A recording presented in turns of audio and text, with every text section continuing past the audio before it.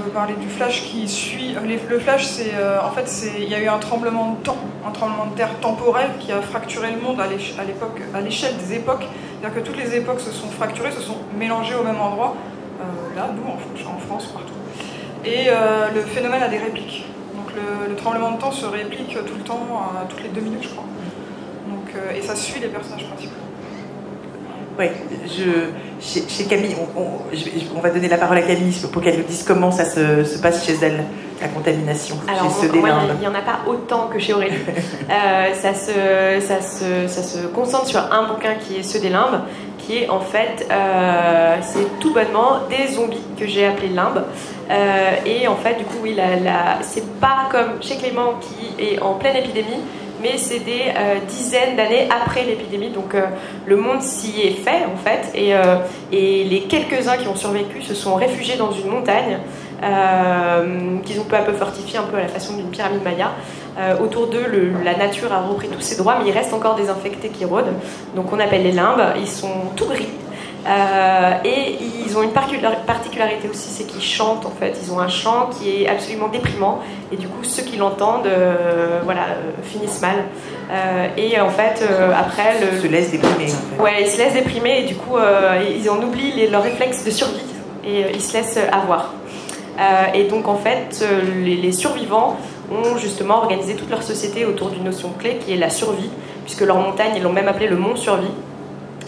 Et tout est autour justement de résister à la contamination et de ne pas se laisser contaminer à son tour. Pour refaire le tour, j'ai toujours l'impression que quand on parle de cette question de contamination, quelle que soit la façon dont on l'aborde, il y a une question de course. Il y a une question de course contre le temps, de course contre les éléments, de course contre un nuage, contre une épidémie, Est-ce que c'est une notion qui vous parle et que vous avez eu envie que vous avez abordé dans la façon dont vous parlez de contamination? C'est la question s'adresse à tous les trois. Hein. Après, je crois que c'est aussi une question de technique narrative, c'est-à-dire que c'est aussi un moyen de donner du rythme à l'action. Moi, c'est quelque chose que j'aime beaucoup faire. Les courses contre la montre, j'en ai pas mal dans mes bouquins, et on est dans l'urgence, et effectivement, ça donne aussi envie de tourner les pages très vite pour connaître la suite. Donc, je pense que c'est, je sais pas si c'est vraiment lié au phénomène de la contamination ou plutôt à l'idée de faire un texte qui a du muscle, qui est tonique, et où on va s'éclater et pas s'ennuyer. Vous pensez, Clément, que c'est un choix narratif aussi de cette espèce d'urgence? Moi, ça me fait penser beaucoup à la construction d'une série comme 24 heures, par exemple, quelque chose qui est très très rythmé, et du coup, on n'a pas les héros, du coup, les personnages n'ont pas trop le choix. Oui, alors je partagerais pas mal l'avis d'Aurélie sur la question. Après, je ne vais pas en parler davantage parce que c'est pas forcément quelque chose que j'ai beaucoup développé dans mon roman, donc voilà, je vais pas en dire tellement plus. Et alors, du coup, dans votre roman, moi, je voulais vous dire que j'ai trouvé que dans Passé déterré, on a aussi cette question de mort en chaîne. Alors, c'est une espèce d'épidémie de mort dans ce roman-là, non? Oui, alors du coup, pour précision, c'est le second roman, et là c'est plutôt, pour simplifier beaucoup, on va dire ça tourne autour du thème du vampirisme, mais là c'est un peu différent, c'est-à-dire les monstres qui réapparaissent, pour moi c'est moins l'idée il y a moins l'idée de contamination dans ce roman-là. Les monstres ils symbolisent plutôt la mauvaise conscience d'un lieu, d'un village. Donc je fais remonter ça à la Seconde Guerre mondiale et dans les années qui suivent, où il y a eu tout un tas de saloperies qui se sont produites, notamment liées à l'épuration. Oui, ces moments où notamment certaines femmes ont été tondues, voire parfois assassinées, parce qu'on supposait qu'elles avaient eu des relations avec l'occupant. Donc voilà, tout ça est mis de côté parce que il faut dépasser, vous comprenez, il faut avancer, il faut reconstruire, etc. Oui, sauf qu'il y a des choses qui ne sont pas réglées. Et voilà, du coup, moi, mes créatures, elles symbolisent ça, elles symbolisent ces choses pas réglées et sales. Et vous avez aussi choisi dans votre roman Chaos de proposer une vision à multiples points de vue. Qu'est-ce qui justifie ce choix de technique narrative?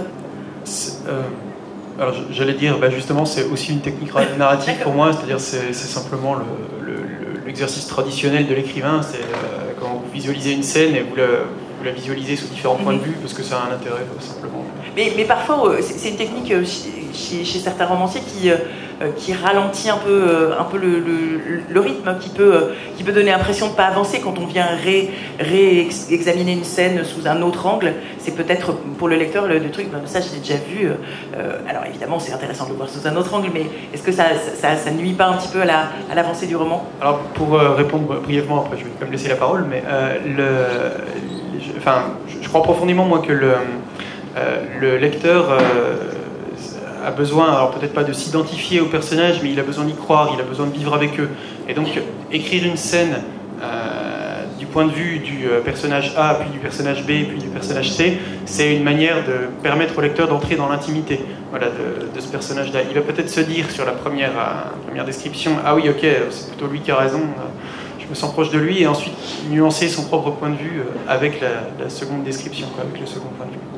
Ok, Aurélie, je vais passer à une question suivante et qui à nouveau s'adressera à vous tous.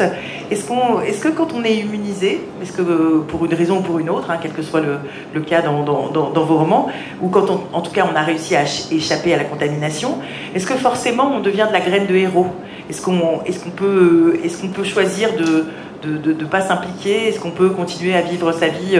Dans le cas de Camille, c'est pas trop possible, mais est-ce que c'est une situation, un événement qui, pour vos personnages, les pousse à l'héroïsme?